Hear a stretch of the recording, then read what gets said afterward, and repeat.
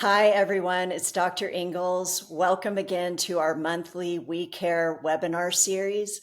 This month, I have Dr. Sam Ritz back for part two. She's a physical therapist, racket sports injury expert, tennis player, and whole body clinician. She was from Rowlett, Texas, and attended McMurray University in Abilene, where she played college tennis and was honored as an NCCAA first team All American. She continued her education at UNT Health Science Center in Fort Worth and graduated with a doctor of physical therapy. She later went on to open her own practice, and she enjoys treating patients of all ages, all kinds of athletes, but her niche is racket sport injuries.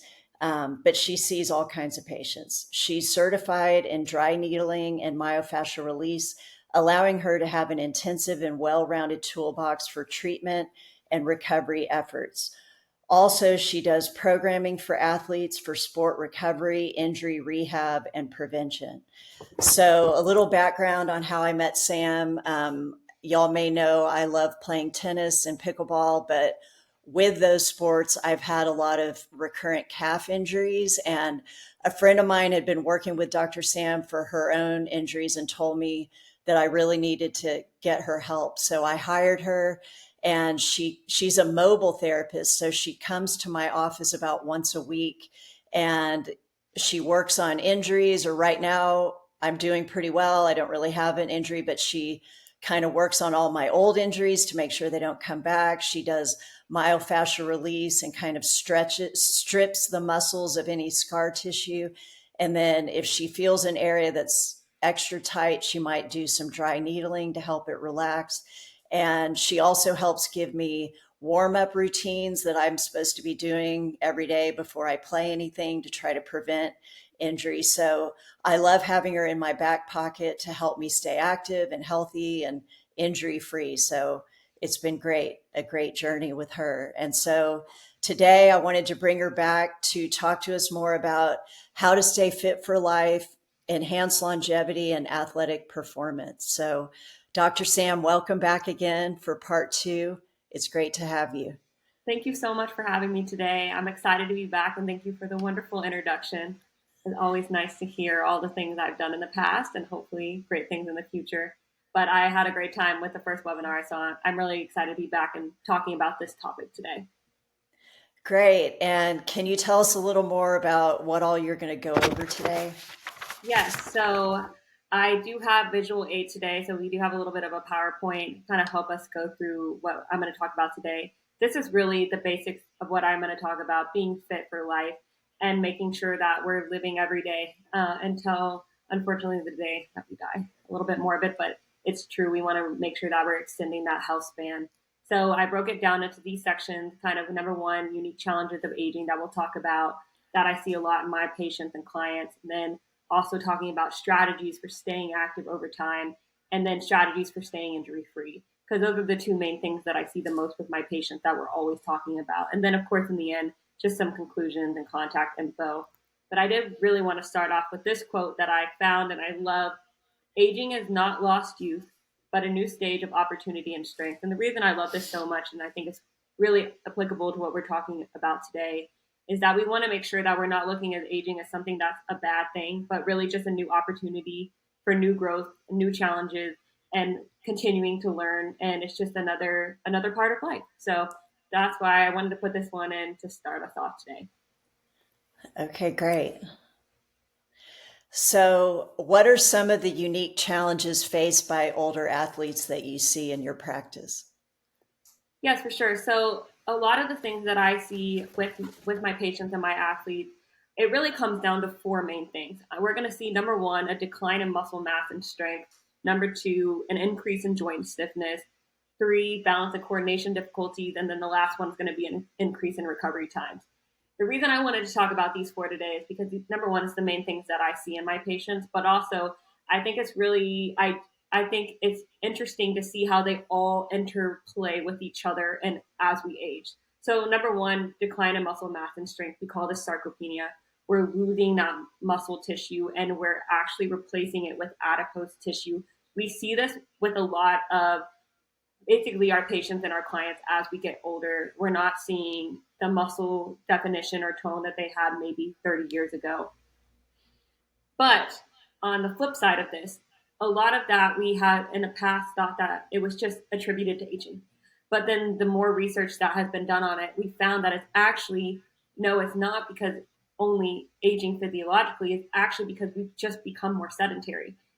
After elementary school, you don't have recess anymore. After middle school, if you're not in a sport, you're not doing after school things, you're not playing on the playground. After high school, if you're not in sport, you're working. And then, of course, after school, you work.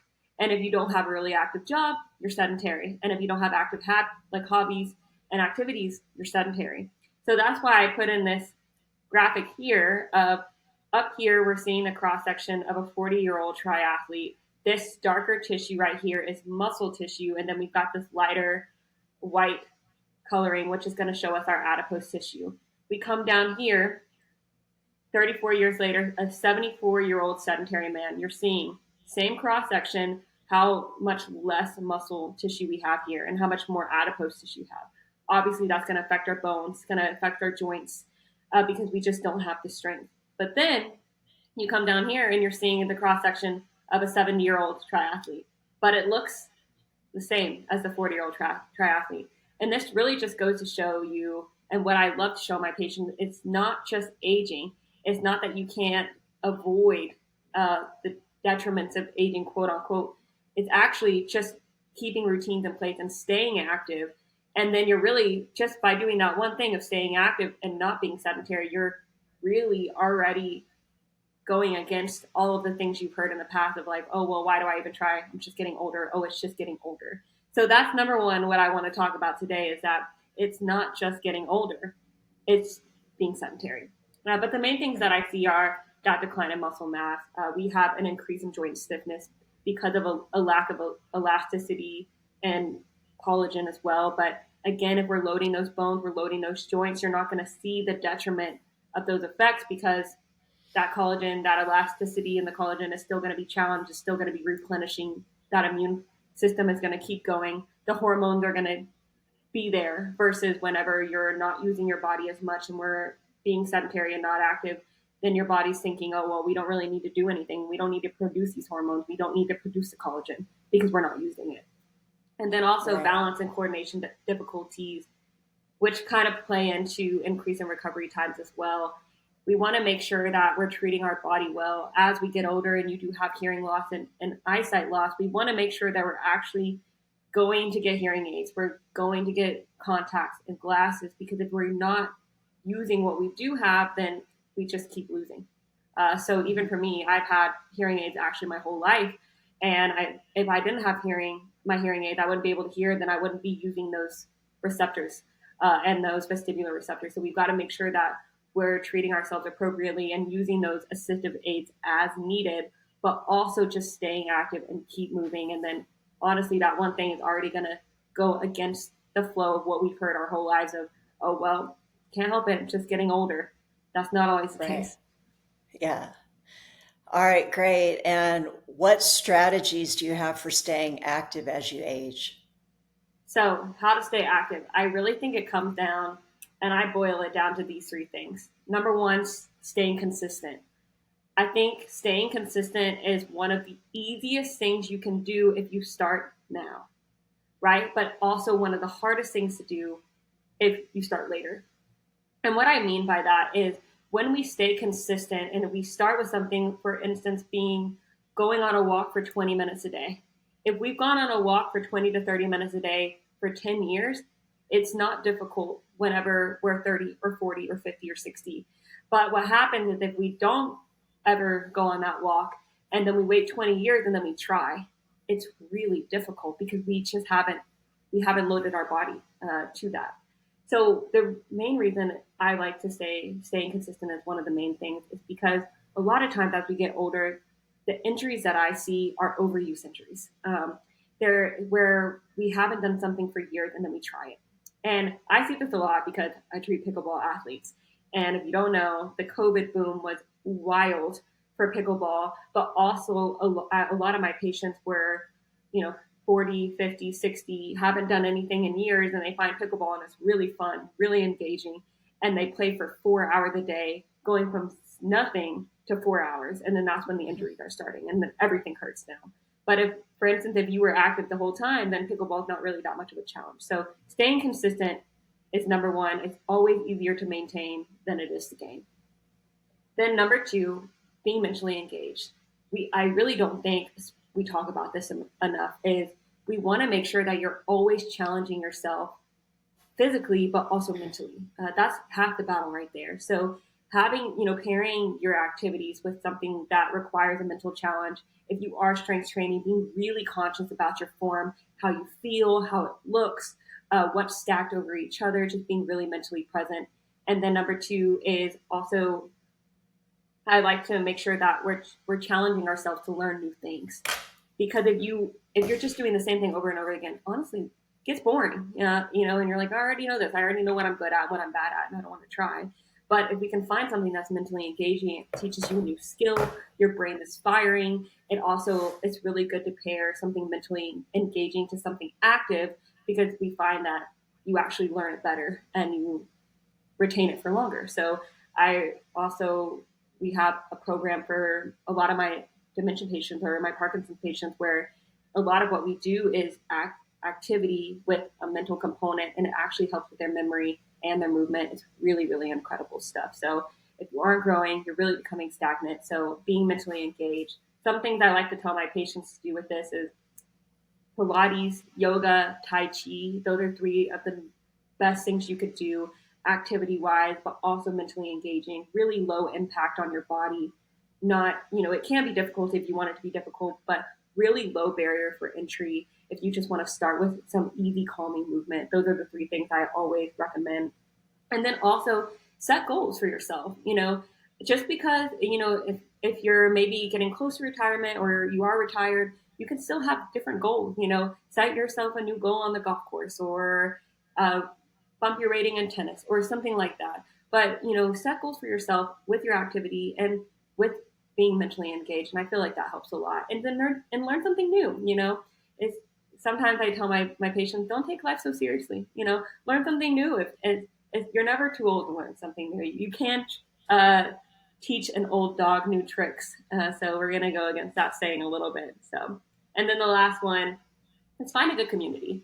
I don't know if anyone else has seen, but I have recently saw that tennis, they voted it, the best new sport, or is really improving your lifespan. It's adding 12 plus years on your life if you do play tennis. And, you can attribute that to being active, and it is a really, activity heavy sport. But a lot of what I think it is actually having community. Tennis is, you have to have people that you have to play in a league. And I think that building community and having a community in tennis is why it does add so many years onto your life. So find people that like to do what you do. I always tell my patients, join an exercise class or two. You can do Pilates, yoga, Tai Chi, like I just said in the past one. But also you could start a walking group in your neighborhood. You can join any league, a bowling league, anything where you're meeting new people, but you're also being active. And it's fun. It should be fun. And staying active should be fun. And so that's where these three things also interconnect, but they're the three main things that I like to tell my patients. Yeah, I've always thought that the best part about playing on a league is the lunch afterwards, the Exactly. community. Yeah, it's a Exactly. good Sometimes, excuse, yeah, to go out to lunch with your friends and talk about the match and everything. exactly. It's like sometimes I don't want to play tennis, but the margarita and tacos afterwards sound really good and it gets me to go. Right, right. All right, so what are strategies for staying injury free as you age? So, talking about staying injury free, we've talked about some strategies for staying active. And then the next part of staying active, we want to make sure that we're active but injury free. So again, I kind of broken it down into three main things that I always like to tell my patients is, number one, have a routine. And this is kind of goes hand in hand with staying consistent as well. If you have a good routine, it's really easy to stay consistent because you're committing to yourself every day that these are the things I'm going to do when I wake up, or this is the thing I'm going to do after lunch or even before I go to bed. routines are so necessary to prevent those overuse injuries, especially if you have a really good, maybe a warm up flow or a warm up routine or a cool down after activity. Or even, I tell my patients have a good yoga flow in the morning or afternoon where you can even do it in bed. You don't even have to get out of bed, but it's a certain flow that you like to do, a certain stretch you like to do before you get up in the morning. But if you do it every day, then it's easy and you don't really even think about it. And then those 3 minutes are 3 minutes that you've spent on yourself versus, rolling over and hitting the snooze every morning. But consistent routines are really important. And we want to make sure that we're using these routines so that as we do get older, we have plans in place where we already know what to do.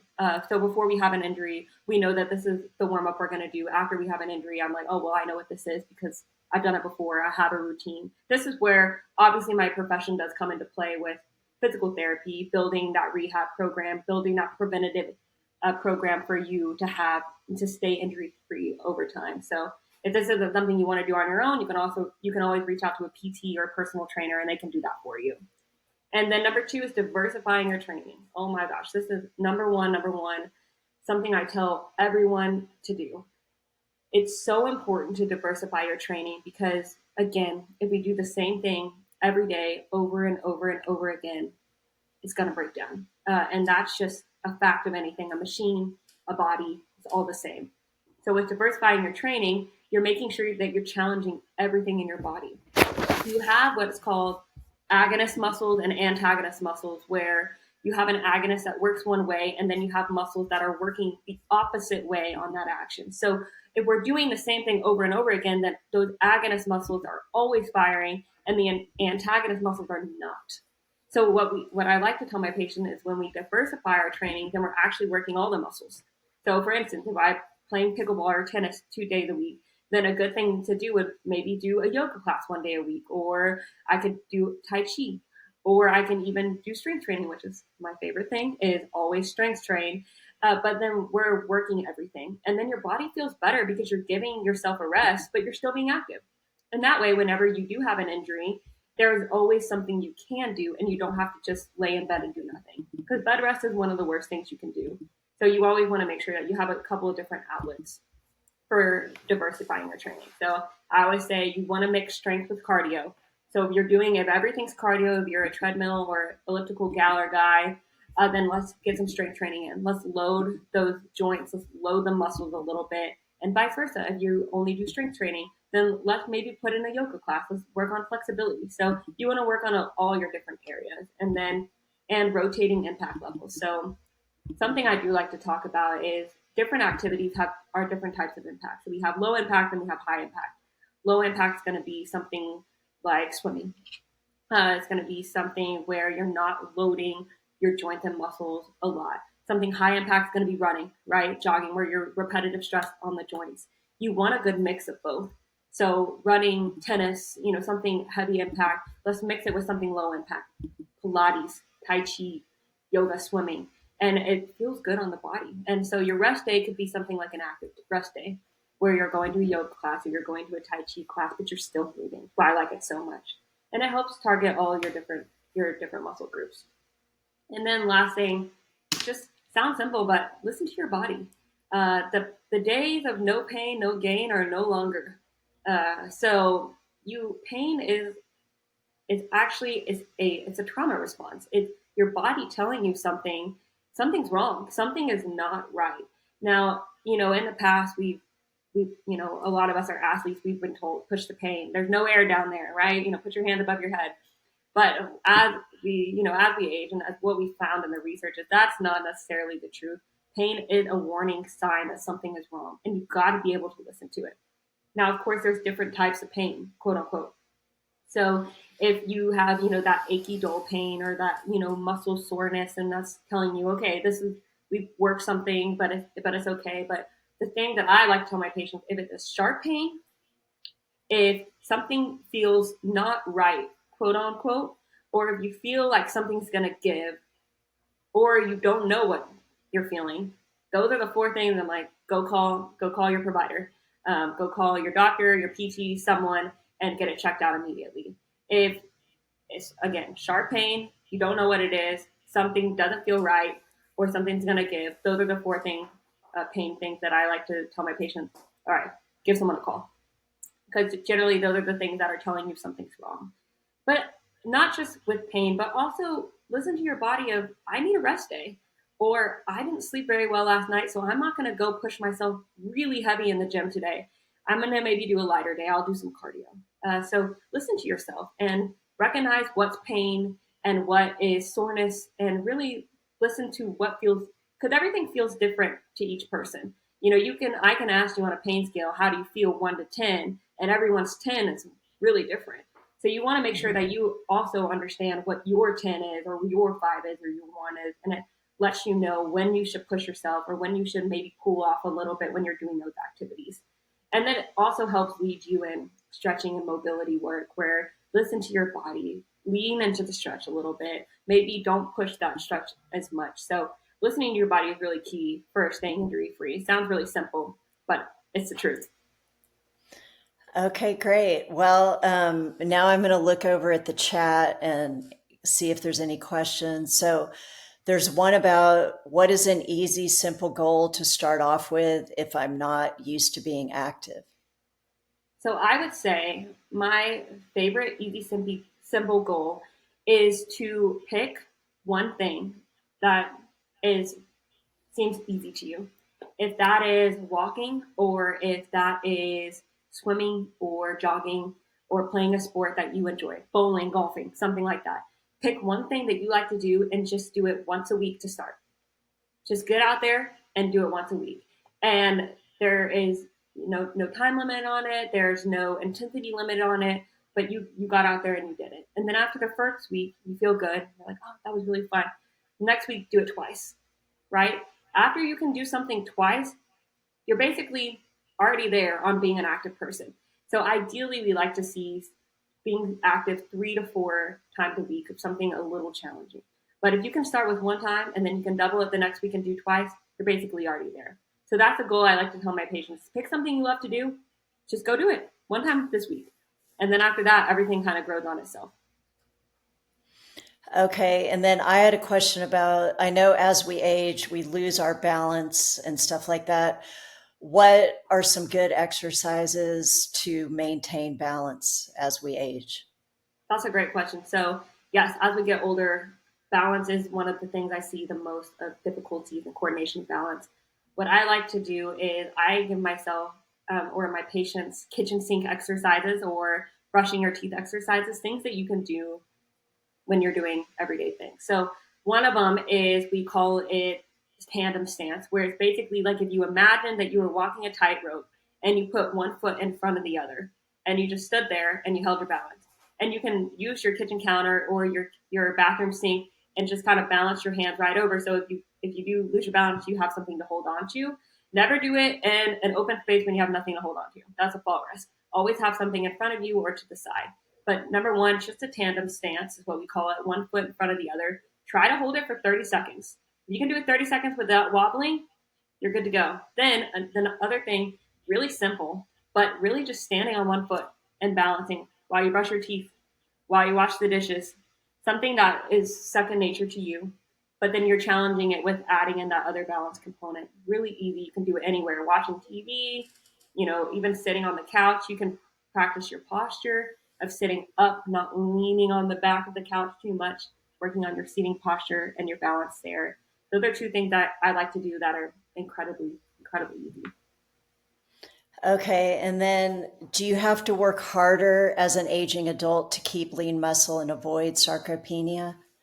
That's a great question. And it kind of goes into what I talked about earlier is, if you haven't done anything and if you haven't had a routine, it is harder, right? You're trying to make up for lost time. But if you can set a routine in place or an activity consistency in place in the beginning, then it's not that hard to keep your muscle tone as you get older. Actually, we find that is pretty similar to a young person. So it's really all about doing, having a routine, staying active every day. If you can stay active, then you're not working so hard to keep that lean muscle mass or grow it. I find with my patients is, whenever I'm asking them to grow something that hasn't been there in 30 years, that's difficult. But if I'm asking them to maintain something that maybe we had before and then we had an injury and now it's only really been 4 weeks off instead of 6 years, then it's easy to get it back. It really doesn't depend on how old you are. I find that that's kind of a misconception that the research in the past has said, oh, it's just as we get older, it's harder to keep these things. But I think really it was the longer we're sedentary, the harder it is, or the harder it is to keep these things. I don't know if that makes sense or if that answered your question. Yeah. And then how long does it take to lose lean muscle?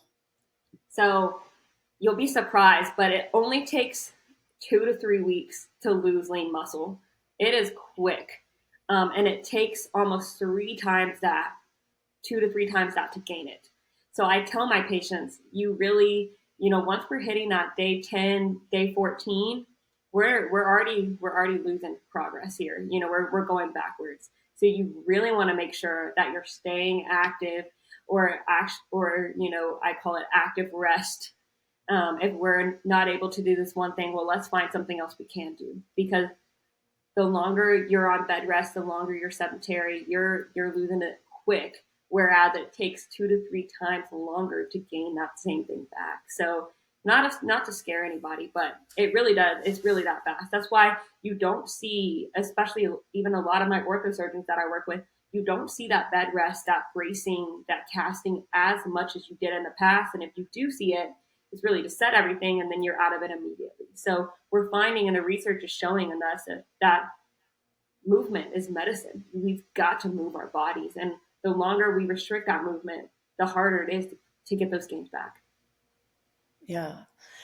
All right. Well, I think that's all the questions. So, for all the people listening, they may be wondering, how can they get in touch with you, or how can they work with you? Yes, so my company is Function Physical Therapy. This is how you can reach me. We'll also send out the PDF, I think, document of this PowerPoint. I'll also send a flyer. I'm a mobile physical therapist. I come to people's homes, their office, the courts. So I do come to you and I bring all my equipment. You don't need anything at all. If you want to set up an appointment with me, I am accepting new clients at the time. A good way is to call or text me at this number, or you can reach me on my website and fill out a discovery call form and I can get back to you. You can also direct message me on Instagram. My Instagram's pretty active. So if you do want any video help for certain injuries or rehab plans, I do have that info on my Instagram. And then on my flyer, I'll link all of this stuff for you guys as well. But yes, so that's how you can find me. One more question came. It says, how would you describe muscle memory and how does it work? That's a great question, making me think today. So muscle memory is really interesting. So muscle memory is not necessarily muscle related. It's really mentally related and how your nerves interact with your muscles and your bones. And so we find that if, for instance, if we've done something when we were younger and we learn that skill in those age where learning is really formative and easier. So you find this a lot even with people who speak 7 languages. If they learned them when they were younger, they don't have accents. But if they learned them later, then they do have an accent. So you'll find that muscle memory kind of is similar to that, where if you learn in those informative years, then you're always going to have it. You're always going to have those movement patterns. If we're relating it to, let's say, I did strength training 5 years ago and then I took 5 years off and now I'm getting back to it, but I remember how the mechanics work. I remember how I felt. I remember what was uncomfortable and painful and what felt good. And this way you're almost already starting with the program in your head. So it's not necessarily muscle or joint related. It's really everything to do with how your brain is interacting with your body and for instance, balance and coordination is the same thing as how you remember you felt when you did a certain thing. So I will say that's really what muscle memory it is. It's just taking an existing schema of something you've done before, remembering how you felt when you listened to your body, what the form looked like, how it felt. And then I can just go back and I remember how it felt. So now I'm not starting from zero. I'm really starting from 50. I don't know if that makes sense, but that's kind of what muscle memory is. And then I think there was the second part of the question, was it? Yeah. Do we build muscle back faster if we've already had that muscle? Yes. Yes, you do. So that's the thing. If let's say I was a bodybuilder or I did a lot of strength training in my 20s, it's kind of the same thing where I am going to be able to remember what it looked like, what it felt like, how my body remembers the mechanics where I needed to put my hands over my shoulder. It's that subconscious brain working where you're almost not having to work so hard to go back and remember the intricacies because they're already there in that existing schema in your brain. So that's really why it's so important to diversify the training, try new things, learn new things, because when you learn it the first time, it's really difficult. But then the third, fifth, 10th time, even if it's been years down the road, you remember what it looked like and felt like, and you can go back and kind of pull from there. So yeah, always easier to build something if you've had it before. All right, great. Well, this was very good. Thank you so much. And we will be sending out a link with the recording and all your handouts and everything. So thank you again for being here tonight. And I just wanted to tell everyone that next month, October 11th, from 3 to 5, we're having another pickleball class for beginners. Christy Cook will be teaching that again at Lifetime Frisco.